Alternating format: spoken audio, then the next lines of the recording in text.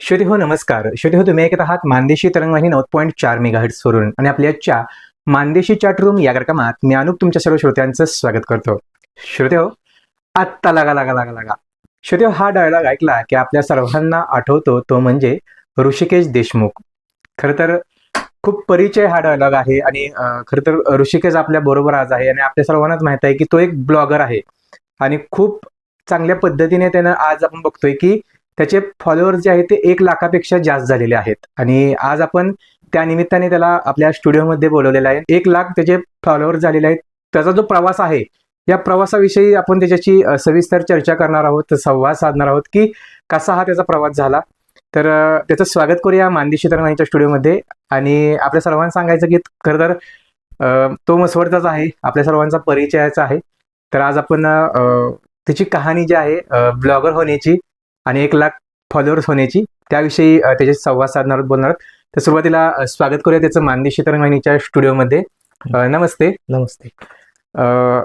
खरं तर मसवड सारख्या ठिकाणी एक ब्लॉगर म्हणून प्रसिद्धीस येणं किंवा एक ब्लॉगर होणं हे आणि तुमचा परिचय थोडक्यात आपल्या श्रोत्यांना सांगावा अशी आपणास विनंती करतो. सगळ्यात आधी सगळ्यांना नमस्कार. सिद्धनाथाच्या नावानं चांग भलं. आणि माझ्या भाषेत बोलायचं झालं तर रामराम मंडळी, मी तुमचा ब्लॉगर ऋषा आणि आत्ता लागा लागा लागा. तर हा डायलॉग ऐकल्यावर तुम्हाला कळलंच असेल मी कोण आहे. तर माझं नाव आहे ऋषिकेश सुरेश देशमुख.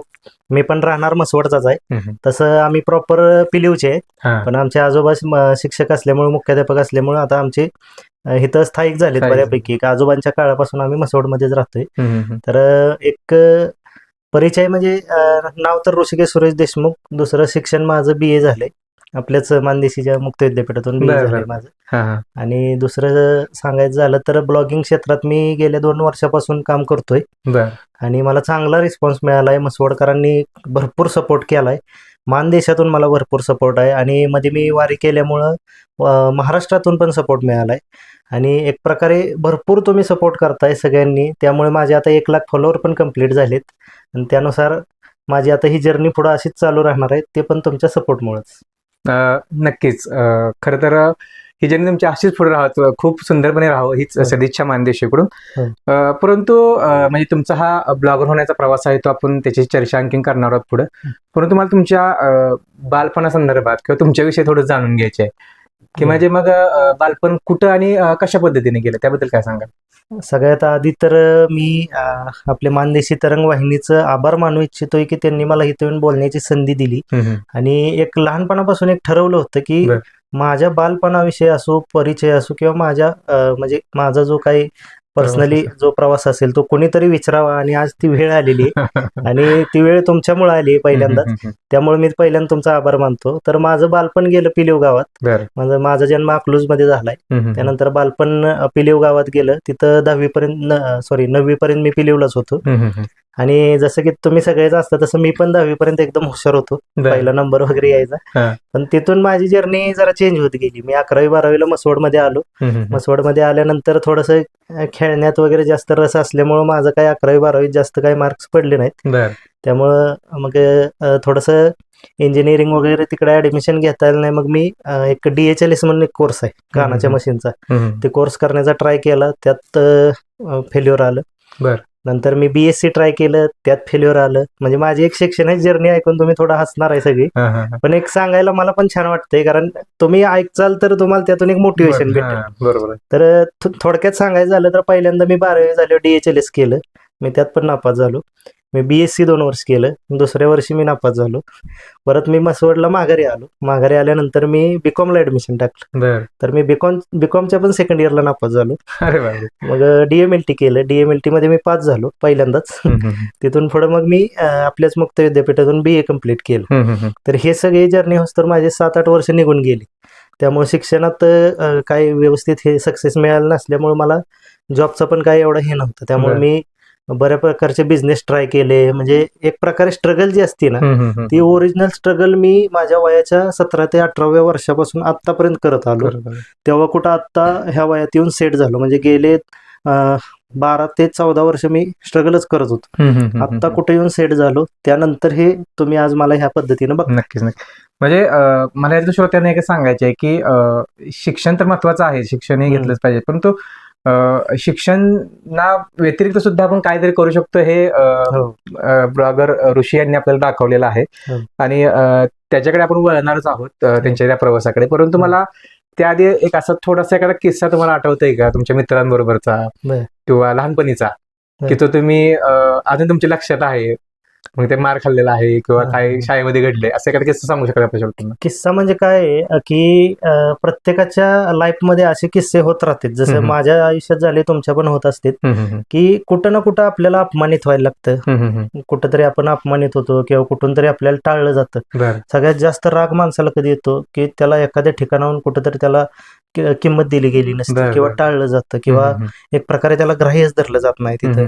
म्हणजे म्हणजे घरात म्हणा किंवा मित्रात म्हणा, किंवा एक तुमची इमेज अशी तयार होती कधी कधी, की तुमच्याकडून सल्ला घ्यायला कोणी येतच नाही.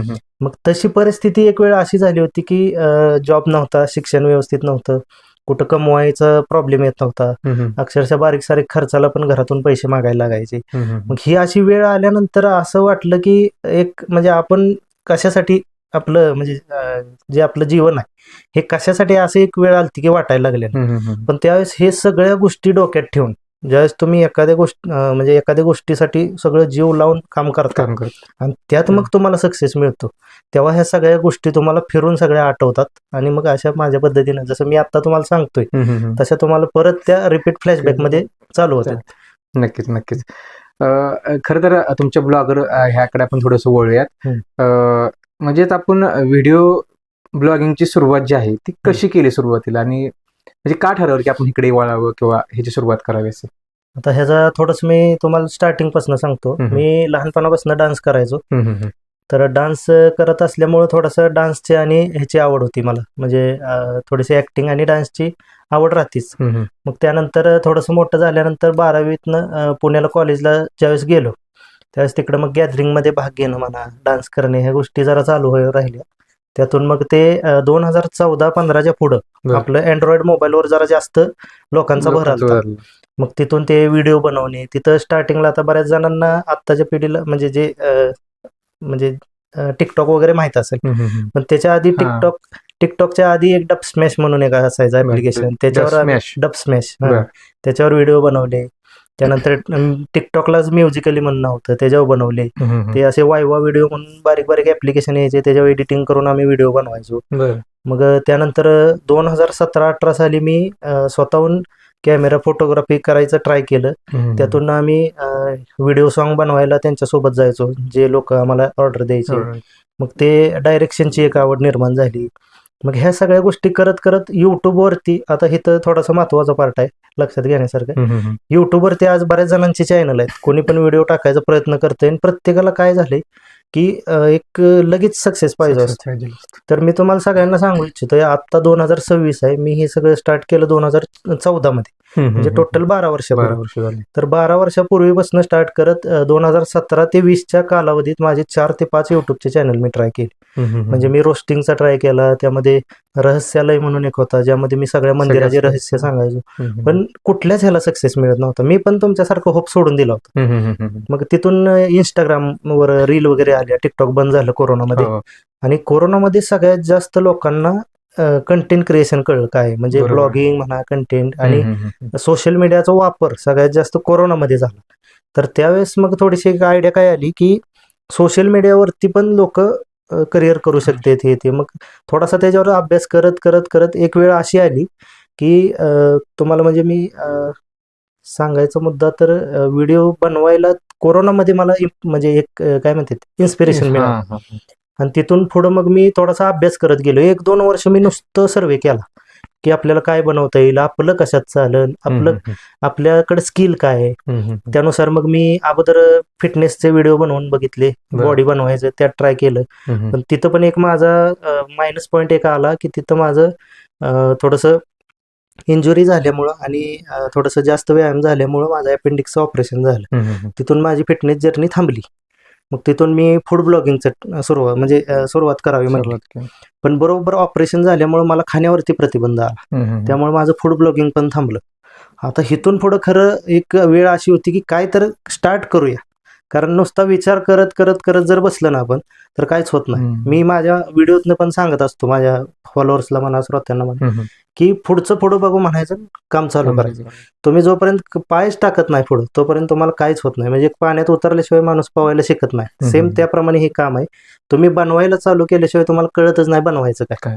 बरोबर आणि आहे. मग मी पहिला ब्लॉग बनवायला चालू केलं. म्हणजे तुम्ही खरं तर 2012 पासून सुरुवात केली, 14 पासून. 14 पासून. आणि खऱ्या अर्थाने कोरोनाने तुम्हाला शिकवलं की हो. आपण काय केलं काय पाहिजे. केलं. कारण जसं तुम्ही म्हणाला की कोरोनाच्या काळामध्ये बरेच जण मोबाईल वरती होते हो, किंवा या हो. गोष्टी होते, त्याच्यामुळे तुम्हाला तिथून सुरुवात तुमची झाली व्हिडिओची. हम्म. तर विशेषतः करून मला असा एक प्रश्न विचारत होता की सुरुवातीचा व्हिडिओ जो तुमचा होता तर तो कोणता होता, आठवते का तुम्हाला? आता त्याची इंटरेस्टिंग स्टोरी. आता सुरुवातीचा व्हिडिओ म्हणजे झालं काय, माझा एक मित्र आहे दत्तात्रय मासाळ म्हणून. आम्ही सोबत असंच म्हणजे त्यानं जस्ट आयफोन घेतलेला त्यावेळेस, आयफोन 14 लॉन्च झालता. आयफोन घेतलेला तर त्याला मी काय म्हटलं की दोघं मिळून, कारण त्यावेळेस माझ्याकडे साधा फोन होता आणि त्यावेळेस आयफोन घ्यायचं एवढं असं बजेट पण नव्हतं. मग त्याच्या फोनवरती त्याला मी काय म्हणलं, व्हिडिओ मी तुझ्या फोनवरती काढत जाईन आणि त्यानंतर हे करत जाईन, म्हणजे एडिट करून मी टाकत जाईन. तर तो म्हणला चालतंय. तर मग आम्ही तिथून ठरवलं, पण तिथून पुढे 1 महिना आम्हाला ते करताच येईना, कारण तो दुसरीकडे जॉबला असायचा आणि मी दुसरीकडे. आणि ती गोष्ट करता न येत असल्यामुळे एकदा काय झालं की नागोबाची यात्रा होती आपली, बरोबर 31 डिसेंबर 2024 ची वेळ. त्या दिवशी नागोबाची यात्रा होती. सकाळी आम्ही मी, माझे मित्र आणि तो पण होता. त्याचा मोबाईल घेऊन कंटिन्यू त्याच्यासोबत फिरत मी नागोबाच्या यात्रेला गेलो. गावात फिरत फिरत नागोबाच्या यात्रेला गेलो. तिथनं शूटिंग करून माघारी आलो. गावात थोडंसं थांबून मग 31 डिसेंबरच्या पार्टीमुळे इकडं तिकडं फिरून पार्टीचं पण शूट बीट घेतलं आणि त्याच्यातून व्हॉट्सअपनं माझ्या साध्या मोबाईलवर घेतलं. साध्या मोबाईलमध्ये एडिट करून, आता पहिला ब्लॉग टाकायच्या वेळेस आधी एडिटिंग जमत होतं, कारण मी बऱ्याच वर्षापासून करत होतो. पण आवाज बोलायचं म्हटलं की ती कॉन्फिडन्स आपल्यात नसतो. आता ही गोष्ट सगळ्यांनी म्हणजे मनापासून ऐका की पहिला व्हिडिओ बनवताना कोणालाच कॉन्फिडन्स नसतो. आज माझे 1 लाख फॉलोअरकडे बघू नका. माझ्या पहिल्या व्हिडिओ लावा वाटल्यास, मी माझा पहिला व्हिडिओ तुम्हाला दाखवेन. तो व्हिडिओ लावून बघा की माझ्या आत्ताचा व्हिडिओचा आवाज आणि पहिल्या व्हिडिओचा आवाज लय मोठा डिफरन्स आहे. म्हणजे जमीन आसमानचा फरक आहे. कारण तो आवाज ऐकला तर तुम्ही स्वतः हातचाल की मी असं कसं बोललो. त्यामुळं स्वतःला कमी कधी समजू नका. स्टार्ट करा, सुरुवात करा. मग मी त्यावेळेस सुरुवात केली. पहिल्यांदा आवाज ऐकून मित्र थोडेसे हसले, म्हणले नाही आवाज लोकांना आवडणार नाही आणि लयच आवाज कसा तरी येतोय, असं तसं मित्रांनी चेष्टा केली. मग तरी म्हणलं जाऊ दे, चेष्टेमुळे तरी ब्लॉग चालेल. आणि मी पोस्ट केला ब्लॉग, न कुणाला काय विचारता पोस्ट केला की मग जरा जे माझे फॉलोअर्स म्हणा, मित्र म्हणा, त्यांना ते ऐकायला आवडायला लागलं. आणि ते मी एवढं साधं बोललोय त्यात, म्हणजे असं लय मी आता जसं बोलतोय एवढं पण नव्हतं बोललो, एकदम भेद बोललेलं. ती इतकं आवडलं आणि पहिल्यांदा त्यावेळेस 1-2 हजार व्ह्यूज गेलं, म्हणजे लय भारी वाटायचं. आणि त्यावेळेस माझे एका दिवसात काहीतरी 6 का 7 हजार व्ह्यूज गेले. मग माझं ते इतकं म्हणजे मोटिवेशन वाढलं की मी त्याच दिवशी लगेच दुसरा ब्लॉग बनवायला सुरुवात केली. मग त्यावेळेस कसं व्हायचं, 2 दिवस तरी जायचे. मग मी टाकायचं 2-2 दिवस. म्हणजे सुरुवात तुमची तुम्ही त्या नागोबा यात्रेपासून सुरुवात केलेली. नागोबाच्या. नक्कीच. खरं तर सुरुवाती तुम्ही सांगितलं जसं की आवाज असणे, कारण रेडिओ क्षेत्रामध्ये सुद्धा तसंच होतं. सुरुवातीच्या ज्यावेळेचा आवाज आणि आत्ताच्या आवाजामध्ये खूप फरक वाटतो. तर यानंतर एक मला असं विचारायचं होतं की तसं बघितलं मान तालुका आपला हा दुष्काळी भाग आहे आणि ग्रामीण भाग आहे विशेष करून आपल्या भागात. तर मग या ग्रामीण भागात तुम्ही फोकस का केलं की आपल्याला हे करायचं आहे म्हणून? आता ते ग्रामीण भागाचा फोकस करण्याचा एक विषय सांगतो तुम्हाला. ह्याची एक किस्सा सांगतो, मग तिथून सांगतो तो. मी 12वी झाल्यावर मी 2 महिन्यासाठी मी जॉबला होतो चाकण म्हणून पुण्यात. मग त्यावेळेस माझ्यावर काम करणारे जरा पुण्याचे आसपासचे जरा लोक होते. मग त्यावेळेस मी नुकताच पुण्यात गेलेलो असल्यामुळे मला पुण्यात जाऊन 1च महिना झाला. आपली तुम्हाला आता तुम्ही ऐकताय माझी रोज भाषा, आपली भाषा एकदम रांगडी सातारा टाईप, म्हणजे सातारची भाषा. आणि आपल्या भाषेत थोडासा रागीटपणा, एक थोडासा घाटी भाषा म्हणतो. मग तिथं मी बोलल्यानंतर मला तिथल्या 1-2 मित्रांनी अशी चेष्टा केली की लयच भाषा तुझी वेगळी आहे किंवा काय. मग ती 2012 मध्ये चेष्टा करून सुद्धा मी तिथून पुढे जवळजवळ 2019 पर्यंत पुण्यात होतो. म्हणजे 1-2 वर्ष मी माघारी आलतो घरी.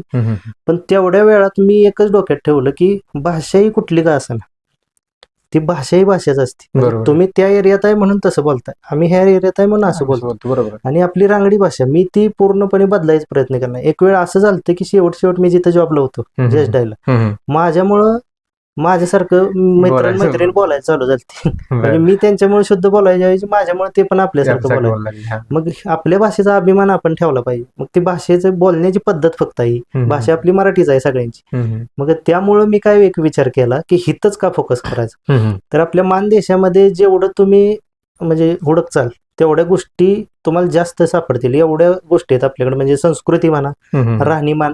एकतर मानदेश म्हणजे आपला सगळ्यांच्या डोक्यात आता दुष्काळी भागच आहे. दुष्काळी भाग येतो. ते दुष्काळी भाग असून सगळ्यात जास्त मानदेशाची एक क्वालिटी सांगतो तुम्हाला की सहनशीलता. हम्म. मानदेशा एवढी सहनशीलता कुठंच नाही. कुठेच नाही. तिथं किती पण दुष्काळ येऊ द्या, किती पण पाऊस येऊ द्या, किती पण म्हणजे असं संकट येऊ द्या, हे इथल्या लोकांनी एवढं सहनशीलता माझ्या मते तरी कोणाच्यात. हम्म. मग ह्या भाग दाखवायची एक इच्छा काय होती की हिथं नॅचरल आहेत सगळी. म्हणजे बरोबर. तुम्ही बाहेर जरी गेला ना कुठं हम्म. तर असं तुम्हाला खोटं खोटं शुद्ध किंवा असं खोटं खोटं वागून लोक दाखवणार हा. नसतं. हम्म. आणि इथल्या लोकांना एक वेगळीच आहे. म्हणजे तुम्ही कुठल्या पण घरात जावा, हम्म. तुम्हाला ते पाणी जेवण सगळं विचारूनच मग ते बाहेर पाठवा. मग तो गावातला माणूस आहे का शहरातला आहे कोण बघत नाही. मग ही आणि दुसरी गोष्ट मानदेशाची अजून एक की आपले लोक बाहेर लय पसरलेत. म्हणजे मुंबई, पुणे किंवा बाहेरच्या राज्यात पण आहेत. जास्त आहेत. आणि मी आज जे मसवडमध्ये किंवा आपल्या मानदेशात बसून व्हिडिओ बनवतोय ते व्हिडिओ इतके बाहेर प्रसारित होते. मग ते लोक मला तिकडून मेसेज, अक्षरशः एक किस्सा सांगतो तुम्हाला छोटासा घडलेला. हम्म. माझी एक मित्राची बहीण आहे, तिला मुंबईत दिली. बरं. तिने एकदा मला 1 वर्षापूर्वी फोन केला आणि ती फोनवर रडायला लागली हम्म. की तुमचे व्हिडिओ बघून मला माझ्या गावची आठवण येते. अरे बापरे. मग ही जी आपुलकी, ही जी एक म्हणजे आपल्याविषयी भावना आहे त्या लोकांची, आणि त्यांना तिथं बसून इथले मानदेशातले मसवडचे व्हिडिओ म्हणा, मानदेशातले व्हिडिओ, इथले किस्से, इथल्या जागा, इथल्या सिद्धनाथाचं मंदिर म्हणा किंवा इतर मंदिरं मी करतो, ह्या सगळ्या गोष्टी मी इथं बसून टाकत असतोय. पण ते बघणारे आपले इतक्या ठिकाणी पसरलेत, हे सगळे लोक ती बघून एक आत्मीयतेने आपल्याला फॉलो करतात, फोन करतात, चांगलं म्हणजे आपल्याला त्यांची भावना आपल्याजवळ मांडतात. ह्या सगळ्या गोष्टी छान वाटतात. म्हणून अक्षरशः मी एक मध्ये निर्णय घेतलेला की थोडंसं आपल्याला नाही का, आपण थोडं फेमस व्हायला लागलो की आपल्याला वाटतं जरा बाहेर फिरावं. हा, मग मला त्यावेळेस असं वाटलं की याला आता गावात राहण्यापेक्षा आपण पुण्यामध्ये जाऊन राहू. मग तो निर्णय जस्ट आला डोक्यातून. परत एक विचार केला की ज्या गोष्टीमुळे आपण मोठं होतो तीच गोष्ट जर सोडून आपण बाहेर गेलो तर आपल्याला प्रॉब्लेम येऊ शकतो. बरोबर आहे. नक्कीच नक्कीच. खरं तर यानंतर एक असा प्रश्न विचारत होता की खरं तर तुम्ही व्हिडिओ शूटिंग करता किंवा व्हिडिओ ब्लॉगर म्हणून तुम्ही प्रसिद्ध आहात, तर हे व्हिडिओ करत असताना तुम्हाला कोणकोणते चॅलेंजेस येतात, त्याबद्दल काय सांगाल? चॅलेंजेस म्हणजे हसण्यासारखे चॅलेंजेस प्रश्न आहे हा. चॅलेंज म्हणजे प्रत्येक क्षेत्रात तुम्हाला येतं, पण व्हिडिओ मध्ये लय भारी येतं. व्हिडिओ बनवत असताना जिथं म्हणजे कसं असतंय, ठरवून व्हिडिओ बनवायला गेला की तुम्हाला त्रास होतोच. त्यामुळे आमची एक पद्धत आहे, आम्ही नकळत व्हिडिओ बनवतो. म्हणजे कधी कधी समोरच्या लोकांना कळत नाही की आम्ही व्हिडिओ काढून गेलोय निघून. आणि ज्यावेळेस असे प्रमोशन किंवा ऍडव्हर्टाईज असतात किंवा देवाची व्हिडिओ, मग तिथं काय होतं, चॅलेंजेस असे येतात की काही लोकांना आपल्या व्हिडिओशी काही घेणं देणं नसतं. त्यांना ती गोष्ट समोरून येणं जाणं म्हणा ही ती. आता त्यात त्यांची काय चुकी नसती ना आपली पण काय चुकी नाही. आपल्याला काय वाटतं की आपण व्हिडिओ काढतोय, समोर कोण नाही यावं किंवा मध्ये कोणी बोलू नये. म्हणजे मला या निमित्तानं सांगायचं आहे, म्हणजे बजरंग भाईजान पिक्चर जो आहे त्याच्यामध्ये पत्रकार तो शूटिंग करत असं माझे लोक येत असतात, डिस्टर्ब करतो. असं कधी डिस्टर्ब तुम्हाला झालं? तसं रोज होतं. रोज म्हणजे काय होतं की त्या व्यक्तींची काय चुकी नाही किंवा आपली पण काय चुकी नाही की आपण त्यांना मध्ये येऊ नका असं. आपली एक इच्छा काय असते की व्हिडिओ काढताना कोणी डिस्टर्ब करू नये, मध्ये येऊ नये. पण हसण्यासारखी गोष्ट म्हणून घेऊया आपण ही चेष्टा की व्हिडिओ बनवताना लोक एक वेगळीच त्यांच्यात क्युरियोसिटी असते, म्हणजे काय चाललंय बघायची. मग ते कधी कधी तर असं होतं, व्हिडिओ चालू आहे, समोरच्या व्यक्तीला माहित असतं, पण ते मुद्दामून आपल्या शेजारी येताना असं कॅमेऱ्यात वाकून बघतं. म्हणजे ती असा हसण्यासारखा भाग आहे, असं त्यांना आपण काय बोलू शकत नाही. पण ते असं चॅलेंजेस येतात. कधी कधी असं होतं की एक तर लय मोठा विषय आहे की आपल्या व्हिडिओमध्ये कुठल्या माणसाचा चेहरा दिसतो हे कधी कधी लय मॅटर करत. कारण काय होतं, एखाद्या व्यक्तीचा चेहरा आपल्या व्हिडिओमध्ये दिसला पण त्याला ते आवडत नसतं. त्याच्या घरचे म्हणा किंवा तो व्यक्ती, त्या व्यक्तीला आवडलं नाही की तिथं तुमची तयारी पाहिजे, एकतर व्यवस्थित उत्तर देऊन ती गोष्ट तिथं हे करायची, स्टॉप करायची, किंवा ती व्हिडिओ डिलीट करण्याची पण तुमची क्षमता पाहिजे, किंवा असं काही बनवायचं की त्या व्यक्तीला रागच नाही आला पाहिजे. म्हणजे मी तर म्हणेन, माझा एक अभिमानानं सांगेन की माझा कंटेंट असा आहे की आजपर्यंत मला त्या गोष्टीचा सामना करायला लागला. कारण माझ्यावर लहान मुलापासून 2 वर्षाच्या मुलापासून 80 वर्षाच्या म्हाताऱ्यापर्यंत सगळे प्रेम करतात, कारण सगळ्यांना व्हिडिओ आवडतात. आणि आपल्या व्हिडिओमध्ये कधी शिवी दिसणार नाही तुम्हाला, बरोबर. कधी असे वल्गरिटी म्हणजे कुणाला कुठल्या व्यक्तीविषयी, जातीविषयी, धर्माविषयी किंवा कशाविषयी आपण वाक्य करत नाही की बाबा समोरच्याला वाईट वाटावं. नक्कीच. म्हणजे हे चॅलेंजेस तुम्हाला येतात व्हिडिओ करत असताना? भरपूर. नक्कीच नक्कीच. एखादा असा व्हिडिओ आहे का की जो लोकांना खूप भावलेला आहे, असं सांगाल का एखादा किस्सा? तसे बरेच व्हिडिओ आहेत, पण एका व्हिडिओ मी जास्त सांगेन. एक व्हिडिओ मी तुम्हाला आधी सांगतो, मी आषाढी वारी केली पूर्ण चालत. त्याविषयी मी तुम्हाला पूर्ण थोड्या वेळ माहितीच देईन, पण त्या व्हिडिओचा एक किस्सा सांगतो की नुकतंच एका आषाढी वारीचा वेळ आलती आणि आमचे मित्र आहेत बाळासाहेब पिसे, त्यांनी मला घेऊन जाणार होते. आता त्यांनी तयारी तर सगळी केली, पण माझा विषय असा झाला की मी पडलेलो आजारी. त्यामुळे माझे विटॅमिन मी चेक केले डॉक्टरांकडे, तर विटॅमिन अक्षरशः B12 म्हणून एक विटॅमिन आहे, नसल्यात जमा झालता. मग त्यांनी मला गोळे वगैरे देऊन म्हणजे हे काळजी घ्यायला लावली, म्हणजे आराम करायला लावला. पण झाला विषय असा की आता मनात तर घेतलंय, आणि कंटेंट ही अशी गोष्ट आहे किंवा आमचे व्हिडिओ बनवण्याची की तुम्हाला ते काम केलं तरच तुम्हाला किंमत राहते. बरोबर. तुम्ही शांत राहिला तर बघणाऱ्यांना रोज नवीन व्हिडिओ येते, त्यामुळे बघणाऱ्यांना फरक पडत नाही. पण तुम्हाला कधी फरक पडू शकतो, तुम्ही थांबला की संपला, असा यात. मग मी काय विचार केला की जो त्रास होणार आहे तो त्रास आपण तिथं जाऊन मिटवू, कारण आपण देवासाठी चाललोय. देव आपल्याला बरोबर तिथं सगळं म्हणजे हे करून देईल, आपल्यावर लक्ष ठेवायला, आपली काळजी देव स्वतः घेईल. म्हणून आपण काय केलं, स्टार्ट केलं.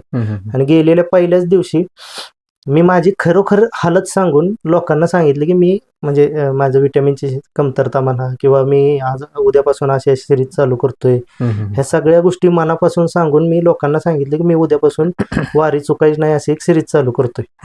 आणि ती सिरीज चालू करतोय हा सांगण्याचा व्हिडिओ मी रात्री 11 ते 12 वाजता शूट केला आणि 1-1:30 वाजता पोस्ट केला. सकाळी जेव्हा आम्ही सगळे उठलो त्यावेळेस माझे फॉलोअर होते 41,000.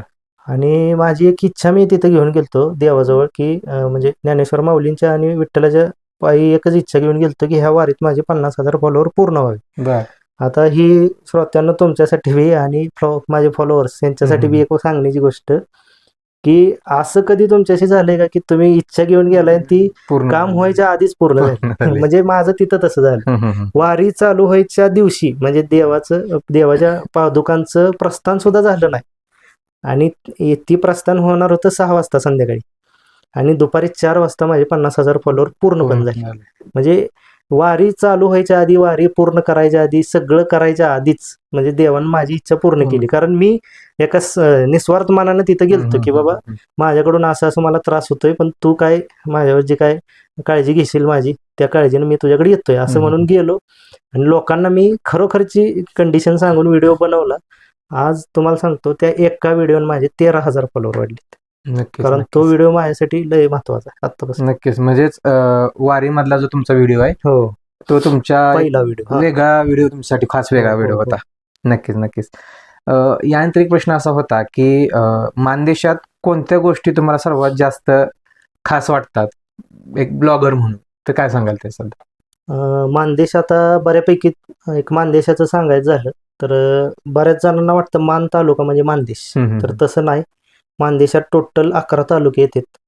आता 11 तालुक्यांची मी काही नावं सांगू शकत नाही, पण बऱ्यापैकी 11 तालुके म्हणजे सांगोल्यापासून इकडे वरती ह्याच्यापर्यंत सातारापर्यंत म्हणजे बऱ्यापैकी एक 4 ते 5 जिल्ह्यांच्या बाउंड्री आहेत, इतके तालुके येतात. आणि जर तुम्ही बघायला गेला ना तर मानदेश हा एक दुष्काळी म्हणून ओळखलं जातं. दुष्काळी म्हणून ओळखलं जातंय, मान्य आहे मला.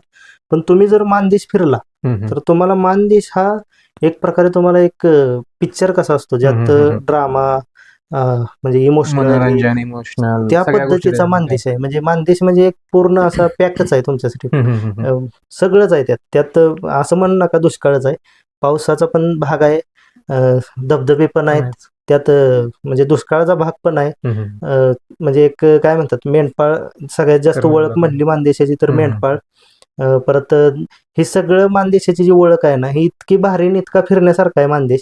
मी तुम्हाला आज ह्या म्हणजे आपल्या पॉडकास्ट आपल्या मुलाखतीतून एक सांगू इच्छितोय की मी मानदेश बऱ्यापैकी आता इथून पुढे कव्हर करणार आहे, त्यामुळे तुम्हाला मानदेश पण माहित होईल आणि मी टप्प्याटप्प्यानं कव्हर करणार आहे, म्हणजे तालुका वाईज कव्हर करेन, त्यामुळे तुम्हाला माहित होईल. पण एक ठराविक गोष्टी तुम्ही म्हणताय तसं सांगायचं झालं तर मानदेशातली मंदिरं म्हणा, मानदेशात झालेली जसं आपल्या संताजी घोरपडे यांची समाधी पण आपल्या मानदेशातच आहे. बरोबर. गदी माडगुळकरांचं ते जे जन्मस्थान आहे ते आपलं मानदेशातलं आहे. त्यांनी मानदेशावर पुस्तक लिहिलं ते सुद्धा तुम्हाला माहिती आहे. मानदेशाविषयी इतक्या ऐकण्यासारख्या आणि सांगण्यासारख्या गोष्टी आहेत, ह्या एका मुलाखतीत त्या पूर्ण होणार पण नाहीत. म्हणून मी तो पण विचार केलाय की तुम्हाला जास्तीत जास्त व्हिडिओतून त्या गोष्टी तुमच्यापर्यंत पोहोचवता यावे. नक्कीच नक्कीच. यानंतर एक खूप असा इंटरेस्टिंग प्रश्न आहे की गावातील लोकांच्या प्रतिक्रिया कशा असतात आणि जेव्हा तुम्ही ते शूटिंग करतात त्या गावात जाऊन, म्हणजे उदाहरणार्थ तुम्ही एखाद्या मंदिरामध्ये आहात, शूटिंग करत आहात, तर त्यावेळेस तिथल्या लोकांच्या प्रतिक्रिया आणि शूटिंग करताना जी येते तर त्याबद्दल काय सांगाल? आता फॉलोअरला आणि श्रोत्यांना सांगू इच्छितोय, जस्ट आम्ही आता मुलाखतीच्या आधीच मी सरांना एक व्हिडिओ दाखवला होता की लहान मुलं म्हणा किंवा माणसं म्हणा अक्षरशः आता असं वाटायला लागले की आपण एक हिरो आहे का काय, एक सेलिब्रिटी झाल्यासारखा फील येतो.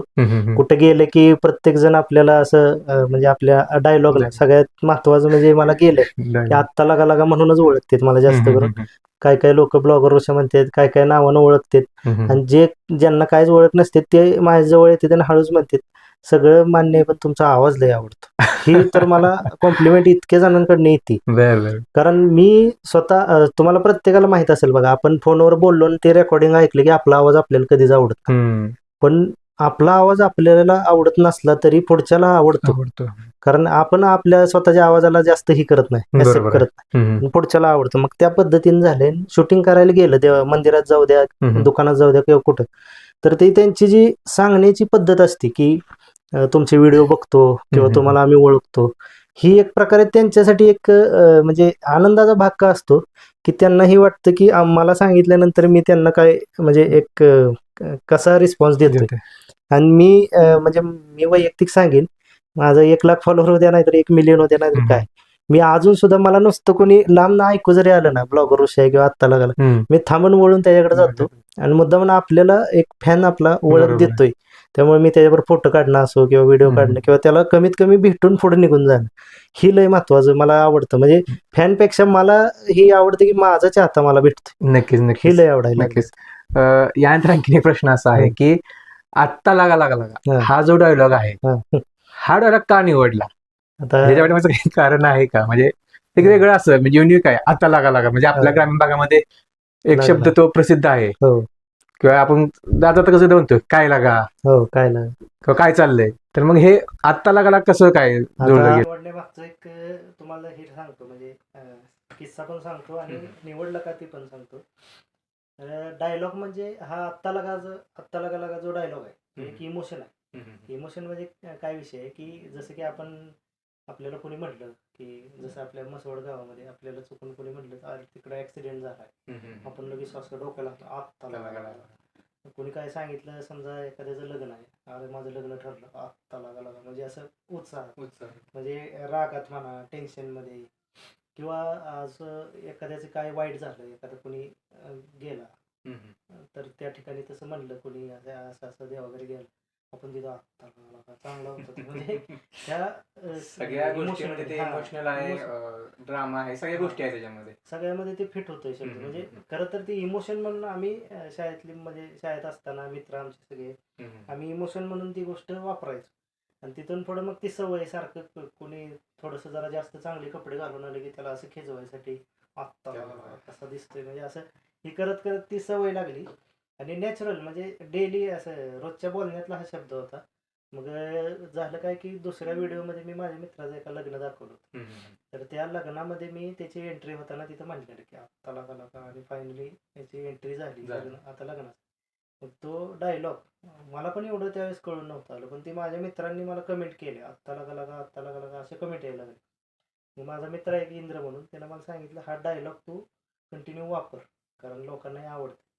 मग तिथून मी ते कंटिन्यू प्रत्येक व्हिडिओमध्ये सारखं आत्ता लागा, म्हणजे ती खरं तर बोलण्यातली सवय होती. आणि माझ्या भावाचा मुलगा आहे लहान, तो पण लय भारी म्हणायचा माझ्यासारखं, मग त्यामुळे ते जरा फेमस झाला. नक्कीच. आणि खरंच या डायलॉग मध्ये सुद्धा खूपच इमोशनल आहे. म्हणजे जसं मी सांगितलं की प्रत्येक गोष्टी आहेत. म्हणजे खास करून आपल्या मानदेशामध्ये ते एक फेमस डायलॉग आहे की हो. आता लागला हो. काय झालं किंवा असं प्रत्येकाला विचारतो आपण. तसं तुम्ही आणि अजून एक गोष्ट सांगेन मी की जसं मगाशी मी तुम्हाला सांगायचा प्रयत्न करणार होतो की डायलॉग निवडताना मुलं पुढची विचारतात मला की डायलॉग कसं निवडावं, म्हणजे जे नवीन व्हिडिओ करायला चालू केले ही मुलं मला मेसेज करतात की डायलॉग कसा निवडू, तुम्ही कसा निवडला. जसं तुम्ही आता प्रश्न केला तसा त्यांचा एक क्युरियोसिटी असते की आपण डायलॉग कसा निवडा. तर मी तुम्हाला एक साधन सोपा सल्ला देईन की तुमच्या रोजच्या बोलण्यात जी गोष्ट तुम्ही बोलता ती समोरच्याला जास्त आवडते ती गोष्ट समोर आणा. तुम्ही असं शोधू नका, म्हणजे हुडकू नका की हा डायलॉग बोलल्यावर मग आपण भारी वाटू, असं करू नका. एक नॅचरल जी बोलण्यातलं आहे. आणि दुसरं सांगायचं एक गोष्ट की आत्ता लागा लागा ही डायलॉग आता मला इतका म्हणजे इमोशनली अटॅच झालाय. लहान मुलांपासून मोठ्या माणसांपर्यंत कुठं जरी गेलं, जसं तुम्हाला मी पहिल्यांदाच एक व्हिडिओ दाखवला आपलं मुलाखत चालू होण्याआधी, तसं लहान मुलं मंदिरात गेल्यावर म्हणा किंवा गावात फिरताना असं एक कोणतरी असं सेलिब्रिटी आल्यासारखं आपल्या आजूबाजूला पळत सुटते, आत्ता लागा लागा आत्ता लागा लागा असं म्हणत. ती एक फील इतका भारी येतो की त्या लहान मुलात आपण एवढं फेमस आहे. आणि मोठी लोक सुद्धा, म्हातारी लोक नाही, अक्षरशः लेडीज जरी मला कुठं भेटल्या, म्हणजे महिला वर्ग जरी कुठं भेटला तर ते महिला वर्ग सुद्धा मला आत्ता लागा लागा म्हणून हाक मार, म्हणजे एवढं एक मनातून सगळ्यांची अटॅचमेंट झाली. कधी कधी असं वाटतं का की ही लहान पोर आपल्याला चिडवते ती? म्हणजे लहानपणी आम्ही सुद्धा असं करायचो, कोण आलं गल्लीत की चिडवायचं. मग असं कधी फील झालंय का की तसं नाही बरं आपण चिडवतात आपल्याला? आता खरं सांगायचं झालं ना तर तसं वाटलं तरी सुद्धा तिथं अशी सिच्युएशन हँडल करायला लागते की त्या मुलांना पण भारी वाटलं पाहिजे. म्हणजे कधी कधी तुम्हाला अजून एक सांगतोय, ह्या क्षेत्रातला एक विषय मगाशी सांगायचं राहून गेलं माझ्या. ह्या क्षेत्रात उतरताना हा विचार करून उतरा की आपल्याला चिडवलं जाणार आहे, आपली म्हणजे एक प्रकारे आपली इज्जत काढली जाणार आहे, आपल्याला ट्रोल केलं जाणार आहे, आपल्याला चांगले बोलणारे आहेत त्याच्यात डबल वाईट बोलणारे सुद्धा आहेत. तर ह्या गोष्टीकडे तुम्ही कशा पद्धतीने बघता ही लय मोठा विषय. आता लहान मुलं जरी चिडवत असली तरी आपण त्यांच्या पद्धतीनं चिडवण्याचं ऍक्सेप्ट करून त्यांना जाऊन जर आपण उत्तर दिलं, आता आपण त्यांच्यावर चिडलो तर ती पोरं परत कधी आपल्याला चिडवणार. आणि खरं म्हणायला गेलं तर लहान मुलं ही अशी असते ती की त्यांचं आपल्यासाठी एक ॲप्रिसिएशन, म्हणजे आपल्यासाठी एक वरडणं, हे जरी त्यांच्यासाठी चिडवणं असलं तर ते आपल्यासाठी एक आपले फॅन मुवमेंट म्हणूनच घ्यायला लागतं. तसं तुम्हाला जरी कोणी ट्रोल केलं काय, ह्याची सवय करून घ्या. आणि जेवढं तुम्हाला चांगलं बोलतात लोक तेवढं वाईट बोलण्याची आधीच तयारी, वाईट बोलणं खायची तयारी ठेवून घ्या. नक्कीच नक्कीच. यात एक प्रश्न असा होता, तो म्हणजे खूप महत्वाचा आहे की इथून पुढचं जो तुमचं प्लॅनिंग जे आहे तर ते काय असणार आहे? जसं मी तुम्हाला म्हणजे सांगू इच्छितो की मी बरेच व्हिडिओ बनवले आत्तापर्यंत. त्या व्हिडिओत मी माझ्या फॉलोअर्सला एकच सांगत असतो की पुढचं प्लॅनिंग बघताना मी आधी हे सांगेन की पुढचं प्लॅनिंग बघताना ज्यावेळेस तुम्ही एखाद्या क्षेत्रात उतरता त्यावेळेस पुढचं प्लॅनिंग जरी तुमच्या डोक्यात असेल तरी डोक्यात पहिलं हे आणायचं की पुढचं पुढं बघू. ह्या तत्वानं जर तुम्ही चालत राहिला का नाही तर तुम्ही पुढं काय करणार आहे हे फक्त डोक्यात ठेवलं आणि काम करत राहिला तर ते काम होतं. ही पहिली गोष्ट. आणि दुसरी गोष्ट प्लॅनिंगचं म्हणसाल तर पुढचं प्लॅनिंग माझं हेच आहे की जसं आपले मानदेशी तरंग वाहिनीचे म्हणजे मानदेशी फाउंडेशनचे, मानदेशी बँकेचे जे फाउंडर आहेत आपले चेतनाताई, तर त्या चेतनाताईंनी जसं आपल्या मानदेशी बँकेचं नाव लौकिक पूर्ण, मी तर म्हणेन भारतात नाही जगभरात आता बऱ्याच देशात माहीत झाले.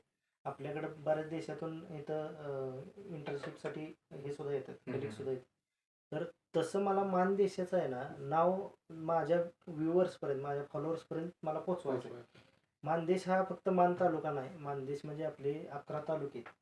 11 तालुक्यात आपल्या रूढी परंपरा, राहणीमान, भाषा, बोलीभाषा किंवा म्हणजे खाद्य संस्कृती, जसं गदी माडगुळकरांनी पण पुस्तक लिहून ठेवलंय. मानदेश तुम्ही अभ्यास करचाल तेवढा कमी आहे. मानदेश म्हणजे जसं मी मागाशी तुम्हाला म्हटलं तसं एक पॅकेट आहे. त्या पॅकेटमध्ये सगळं आहे, मनोरंजन हे जसं एक पिक्चर असतो का नाही तसं प्रॉपर सगळं आहे त्यात. मग मला त्यामधून फक्त काय करायचं की मान तालुक्यातले आणि मानदेशातले ह्या 12 वाड्या 12 खेड्या म्हणा किंवा सगळी गावं ह्यातले जे जे जे जे फेमस असतील किंवा ज्या गावात काहीतरी युनिक असेल ह्या सगळ्या गोष्टी मला वर पोचवायच्या. म्हणजे मानदेशामुळं मी मोठा झालो पाहिजे असं नाही, किंवा माझ्यामुळं मानदेश मोठा झाला पाहिजे असं पण नाही. फक्त मी ह्या ठिकाणी राहतोय, मी इथला रहिवासी आहे म्हणून मला ही जागा सगळ्यांना माहीत करून द्यायचे, म्हणजे ज्या लोकांना इथं कधी यायला आयुष्यात जमणार नाही किंवा जमलं नाही त्यांना त्या सुद्धा लोकांना व्हिडिओतून सगळं. कळलं पाहिजे. जसं आपण इथं बसून स्वित्झर्लंड बघतो, प्रत्येक जण तिथं जाऊ शकत नाही, मग स्वित्झर्लंड मधल्याला बी बघू दे की मानदेश कसा आहे. नक्कीच ह्या नक्कीच ह्या गोष्टी तत्वानं चालायचं. नक्कीच. मगाच तुम्ही एक बोललेला की तुम्ही तुमचं गीत सुद्धा एक लॉन्च करत हो. आहात, तर त्याबद्दल काय सांगा? तर आता सगळ्यात महत्वाची गोष्ट, ह्या 2 वर्षात मी काय जी प्रवास केला, मला हम्म. स्ट्रगल केला, आणि ह्याच्या अगोदर पण मी बऱ्याच क्षेत्रात म्हणजे मी हे होत आलोय, म्हणजे फेल होत आलोय.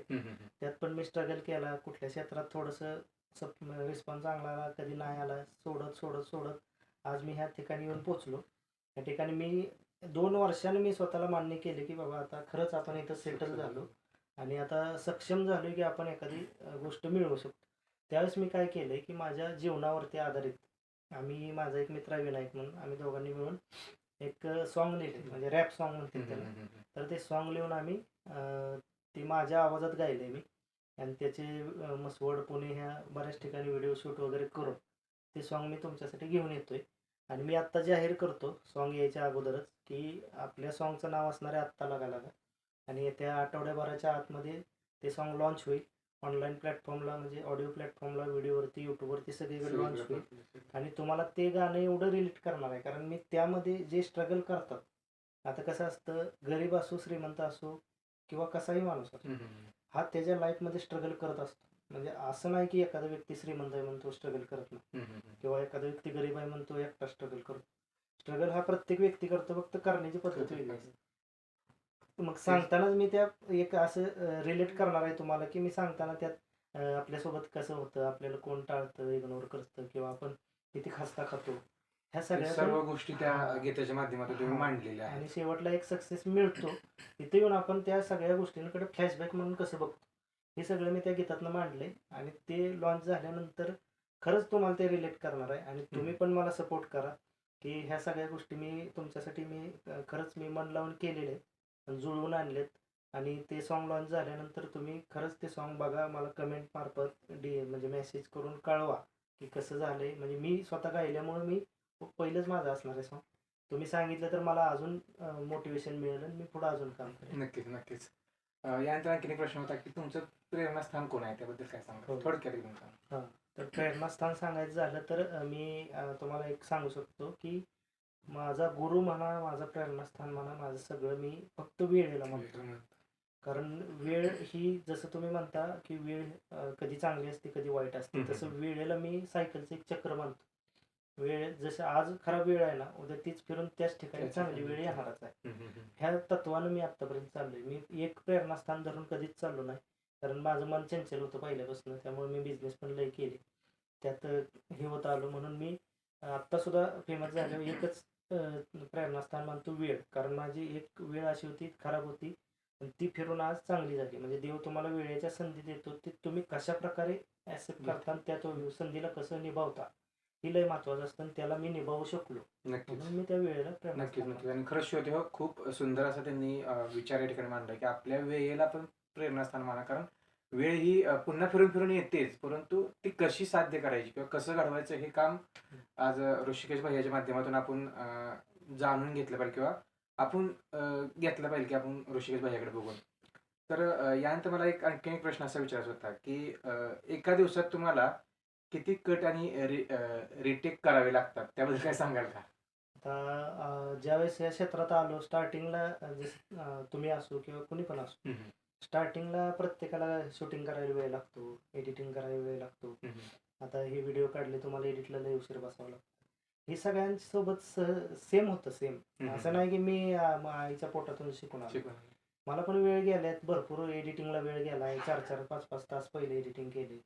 ब्लॉगिंग सुरू केलं तेव्हा 2-2, 3-3 तास एडिटिंग करायचं. आता वेळ अशी आली, आता डोक्यात तुम्हाला पण सांगेन मी, तुम्हाला जर ब्लॉगर व्हायचं असेल की ती एक डोक्यात स्क्रिप्ट तयार ठेवायची, आधी विजन ठेवायचं की आपल्याला करायचं आहे.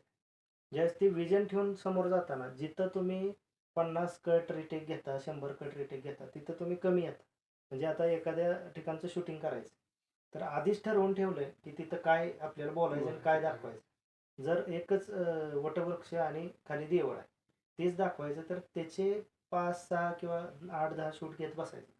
आपल्याला एकच 2 ते 3 असे शूट घ्यायचे की तिथं ते काम आपल्या झालं पाहिजे. विजनरी काम झालं पाहिजे. म्हणजे आपल्याला तो विजन पाहिजे की आपण Vision. काय कट करतोय किंवा हो. काय कसं घ्यायचं हे खूप महत्वाचं हो आहे. हो हो. म्हणजे तुम्ही म्हणाल डोक्यात आपल्या स्क्रिप्ट Script लिहून गेलं ready पाहिजे. पाहिजे, म्हणजे डोक्यात रेडी पाहिजे. जरी हम्म, तुम्ही हम्म, हातात लिहून नेली तरी जोपर्यंत ती तुमच्या डोक्यातच रेडी डोक्यात नाही ready. तोपर्यंत काय. आता तुम्हाला अजून एक सांगतो, जे मोठमोठे क्रिएटर असतील किंवा सेलिब्रिटी, हम्म, हिरो हम्म. किंवा जे डायरेक्शन, ह्या सगळ्यांचा एक प्लस पॉईंट तुम्हाला सांगतो. आपल्यात आणि त्यांच्यात फरक काय असतो, त्यांच्या डोक्यात आहे ना इमॅजिनेशन असतं. हम्म, म्हणजे हम्म. इमॅजिनेशन करून ऑलरेडी त्यांनी ठेवलं. तयार केलं. मराठीत आपण बघा म्हणतो कल्पना. हम्म. कल्पना आपण करतो की मी असं करीन, मी तसं करीन. हम्म.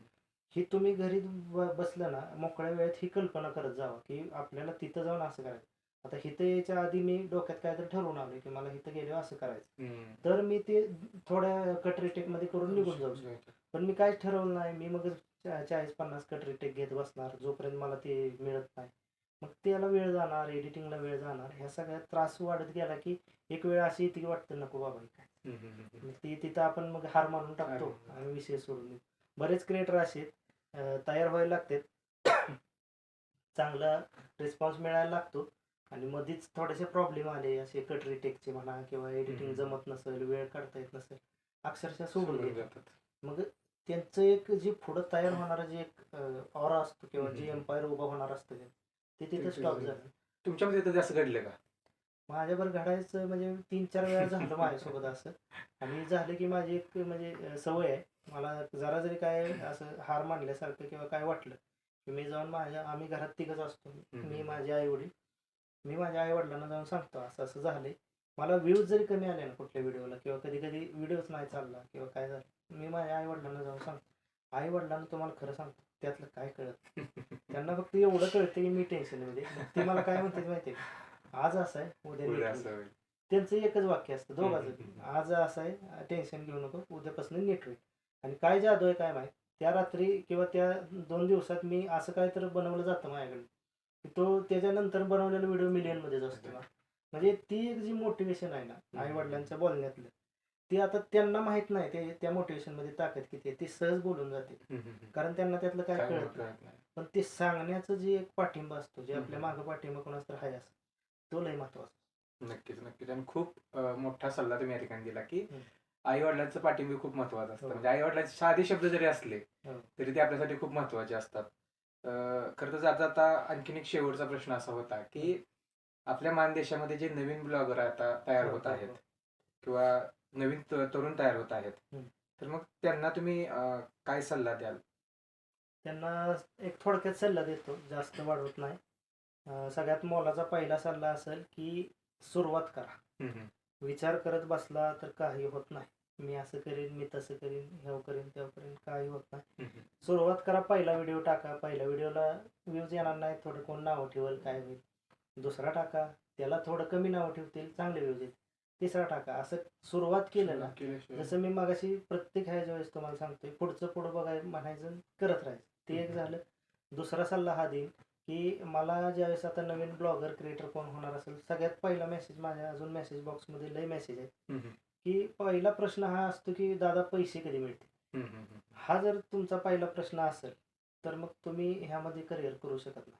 स्पष्ट सांगतो की जर तुम्ही पैसे कमवण्यासाठी ह्यात उतरणार असाल तर उतरू नका. जर तुम्ही ह्यात मनोरंजन म्हणून उतरणार असाल तर तुम्ही आमाप पैसे कमवू शकता.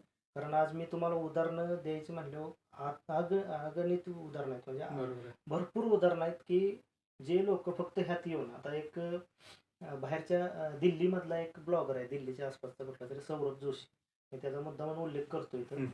तर त्या ब्लॉगरनं एक कोरोनाच्या आधीपासून तो व्हिडिओ बनवतो आणि तो असा ब्लॉगर आहे आपल्या जगातला नाही म्हणेन, भारतातला, की ज्याचा एक दिवस सुद्धा खाडा नाही. रोज एक ब्लॉग आहे, रोज एक, आणि तो युट्यूबवरती टाकतोय.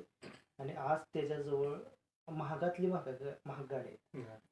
मग हे कशामुळे झालं, त्याच्या कष्टामुळे झालं. तो जर आधीच विचार करून ह्यात पडला असताना की मला मर्सिडीज घ्यायची, मी आजपासून ब्लॉग बनवतो, तो झालाच नसता, त्याला मिळालीच नसती. पण त्याने एकच तत्व काय ठेवलं, कंटिन्युटी, सातत्य. आणि मध्ये आता एक चेष्टेवर फेमस झाले, कळशीत कळशी म्हणतात, कन्सिस्टन्सी. मग ती जी विषय, कन्सिस्टन्सी ठेवा आणि सातत्य ठेवा. तुम्हाला जे पैसे कमवायची जी इच्छा आहे ती कधी पूर्ण होणार, ज्यावेळेस तुम्ही ह्यात सातत्य ठेवून मोठे होता. कारण हे पैसे कमवण्याचं क्षेत्र त्याच्यासाठीच आहे जो पूर्ण मन लावून ह्यात उतरतोय आणि काहीतरी लोकांना वेगळं देतो. पण तुम्ही पैसे कमवायचे म्हणून जर ह्यात उतरला आणि तुम्ही लोकांना काहीच देऊ शकत नाही, तर पैसे देणार कोण तुम्हाला? असं बी होतं. मग हा एक दुसरा सल्ला आणि तिसरा थोडक्यात देतो, की काय पण चालू करण्याच्या आधी तुम्ही उपकरणं जर बघत असाल, आयफोन घेणे, वस्तू घेणे, तर ह्याच्या नादी लय लागू नका. तुमच्याकडे जो मोबाईल आहे त्या मोबाईलमध्ये शूटिंग करून चांगलं लोकांपर्यंत पोहोचवण्याचा प्रयत्न करा. बाकीच्या गोष्टी, नवीन मोबाईल, नवीन उपकरणं, गॅजेट ऑटोमॅटिक येत जातील. हा एवढं सल्ला मी देईन. नक्कीच नक्कीच. तर श्रोते हो, खूप सुंदर असा संदेश या ठिकाणी आपल्याला ऋषिकेश भाई यांनी दिलेला आहे. आणि जे काही नवीन ब्लॉगर आपल्या मानदेशामध्ये तयार होत आहेत, तर त्यांना हा संदेश होता ऋषिकेश भाई यांचा, की तुम्ही पहिल्यांदा तर तुमच्याकडे एक विजन ठेवा, की बाबा ह्या गोष्टी आपण करणार आहोत किंवा ह्या गोष्टी आपल्याला करायच्या आहेत. आणि त्यासाठी काही खूप मोठा खर्च लागत नाही. छोट्या गोष्टीपासून तुम्ही सुरुवात करून नंतर पुढे मोठ्या गोष्टीकडे जाऊ शकता. आणि सक्सेस ज्यावेळेस हळूहळू गोष्टीने मिळतात, असं आपल्याला ऋषिकेश भाई यांनी सांगितलं. तर खूप खूप धन्यवाद ऋषिकेश भैया, की तुम्ही आज आमच्या स्टुडिओमध्ये आलात आणि आमच्या श्रोत्यांशी बोललात, श्रोत्यांशी संवाद साधला. आणि तुमचा जो डायलॉग आहे, आता लागा लागा लागा, हा आपल्या श्रोत्यांसाठी पुन्हा एकदा श्रोत्यांपर्यंत पोहोचवा अशी आपल्याला विनंती करतो. तर सगळ्यात आधी मी आता जायची वेळ आली, त्यामुळे सगळ्यात आधी मी तुमचं परत एकदा आभार मानेन, की मानदेशी तरंग वाहिनीनं मला इथं बोलण्याची संधी दिली, ज्या संधीची मी 2 वर्ष झालं वाट बघत होतो. मला ही संधी म्हणजे कुठून कधी येते, कारण मला ह्या संधीचं खरंच म्हणजे एक इच्छा होती, की कोणीतरी मुलाखत घ्यावी. ती आज संधी तुमच्या मार्फत माझी पूर्ण झाली आणि मी माझं मनातलं सगळं बोलून टाकलं. कारण प्रत्येकाला मनातलं बोलण्यासाठी एक आपला हे पाहिजे असते, जागा पाहिजे, व्यासपीठ पाहिजे असतं. ती व्यासपीठ आज तुम्ही मला निर्माण करून दिलं. आणि दुसरी गोष्ट, तुम्ही सगळे मला ज्या डायलॉगनं ओळखतात, तो डायलॉग म्हणजे आत्ता लागा लागा लागा, आणि तो डायलॉग मी कंटिन्यू तुमच्यासाठी म्हणत राहणार आहे. तुमच्यासाठी नवनवीन व्हिडिओ घेऊन येत राहणार आहे. तुम्ही असंच आत्तापर्यंत जसं पाठिंबा देत आलाय, सपोर्ट करत आलाय, तसं सपोर्ट करत राहावा. आणि आपण सगळे मिळून पूर्ण मानदेश आपण जगापर्यंत पोहोचूया. आणि मानदेशी तरंग वाहिनीचं परत एकदा मी आभार मानतो. धन्यवाद. नक्कीच. तर श्रोते हो, हे होते ऋषिकेश भैया देशमुख, जे आपल्या मानदेशामध्ये आणि आता पूर्ण भारतामध्ये म्हणलं तरी चालेल, की ते प्रसिद्ध झालेत. भारताबाहेर सुद्धा त्यांचे फॉलोअर्स आहेत. आणि खरं तर आजचा आपला विषय होता, की त्यांचा जीवन प्रवास, म्हणजेच एक ज्यावेळेस त्यांनी सुरुवात केली या ब्लॉगरची, तेव्हापासूनचा आणि आतापर्यंत, म्हणजे त्यांनी आतापर्यंत 1,00,000 पेक्षा त्यांचे व्ह्यूज आणि त्यांचे फॉलोअर्स आहेत ते आता झालेले आहेत. त्याविषयी आपण त्यांच्याशी संवाद साधला आणि त्यांनी खूपच सुंदर असा त्यांचा जो प्रवास आहे, म्हणजे थोडासा कठीण आहे, थोडासा मजेदार आहे, म्हणजे असं थोडंसं चटपटीत असा प्रवास त्यांचा आहे, तो त्यांनी या ठिकाणी आपल्या श्रोत्यांपर्यंत पोहोचवला. आणि त्यांचे 1,00,000 फॉलोअर झाले, त्याबद्दल सुद्धा मानदेशी तरंग वाहिनीकडून आणि मानदेशी तरंग वाहिनीच्या सर्व श्रोत्यांकडून तुम्हाला खूप खूप साऱ्या शुभेच्छा, की तुमचे हा जो फॉलोअर्स आहे ते तुमच्या अजून वाढत जावो. आणि आणखी तुम्ही जसं सांगितलं, की मानदेशाचा तुमचा प्रवास आहे तो आणखी तुम्ही लोकांपर्यंत पोहोचवावा, हीच इच्छा या ठिकाणी व्यक्त करतो. आणि शेवटी या ठिकाणी आपण थांबूया.